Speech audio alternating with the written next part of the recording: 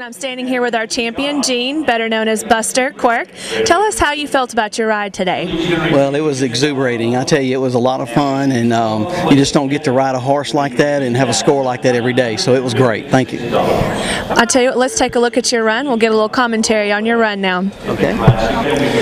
We had 3 yellow cows picked out. Originally we had a red Baldy, and the horse before me cut our favorite cow.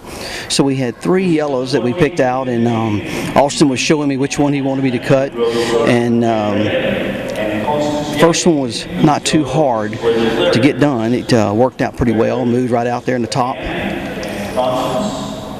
This is our time for 14. Brutus let me sit him up really nice.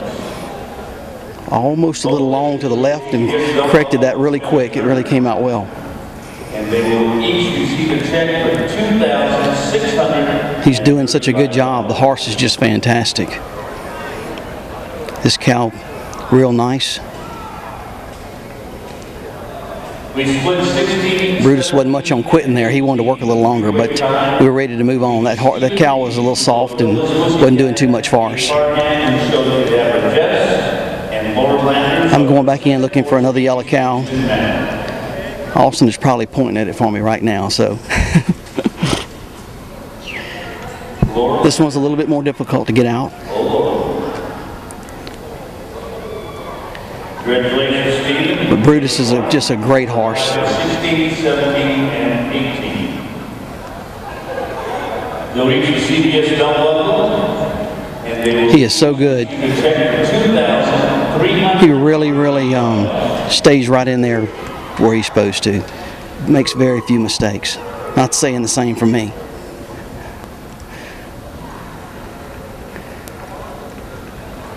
This last cow was a little more difficult to get cut. It concerned me as I was pushing him out if he was going to run over me. We split 19 and 20. You'll see he didn't necessarily want to get out there very easily, so, but got him cut. He was a little bit more difficult. Congratulations to Hardy and American Morris. They'll each receive his belt buckles, and they will each receive a check. Oh, Brutus is right on it though. See, I thought he was going to try to run over me in the corner. 21st and 22nd is split between Vince Allen, who rode Rio's April. But Brutus hung in there and did his job, and it came out really good. Everything was smooth, hardly a mistake in the run, so it came out good. Well, being in the third bunch today in the finals, and you know the second horse in the first bunch was leading it for the longest time, what was your kind of strategy going into the herd tonight? Well, you know, I know that Brutus is a great horse, and I knew that he was capable of scoring better than the 17, and I knew I just had to do my job and get the right cattle cut, the ones that Austin had picked out for me, get them cut smooth and get it cut right in the middle of the pen, and I knew Brutus could do better than the 17, and he did. So what did you think whenever you came around the judges' stand? When did you see your score? Just after I came around the judges' stand, I was kind of waiting and anticipating. I was a little scared because I thought maybe, you know, there may be mistakes that I didn't realize, and I was concerned, but it felt good. I guess not, huh? Yeah, so it was good. It came out great. So now you haven't had this horse very long, is that right?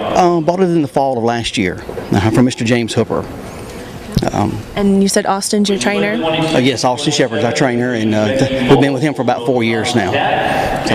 Now this horse isn't a stranger to the Super Stakes at all, but I understand this is your first trip to the Super Stakes. It is. It's the first time I've ever shown in the Super Stakes. I've shown in the Derby a few times, never shown in the futurity cutting, and this is my first time I've been here in the Super Stakes.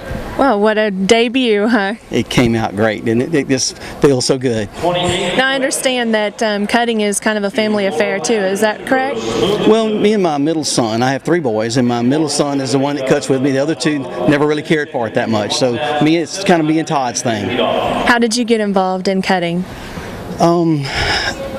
I went to a friend of mine's house, a friend now. At the time, I didn't know Mr. Bill Dixon. I went to his home, and someone brought me there and to watch some horses work, and I saw these cutting horses, and I thought they were just beautiful animals, and I thought the way they moved was so fantastic. I didn't even own a horse, didn't know anything. I think I had a Shetland pony when I was a kid, but didn't surely know how to ride a cutting horse. And Mr. Bill kind of took me under his wing, and I was with him for about 8 years, or maybe 7 years before I think I ever really learned how to ride.